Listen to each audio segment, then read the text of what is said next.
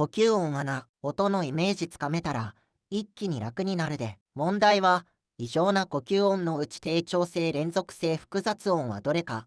やな。答えは、2のいびきのような音、類間音。っていうねん。まずここや、連続して聞こえる音はこの2つ。秒音と類間音や、ここで焦らんで。高い音か、低い音かや、いびきって、高い音ちゃうやろ。ゴロゴロした。低い音や、類間音は、低調性の連続性複雑音。太い軌道が、ちょっと狭なってる時やな。音を想像できたら勝ちや。ちゃんと考えられてる。大丈夫やで。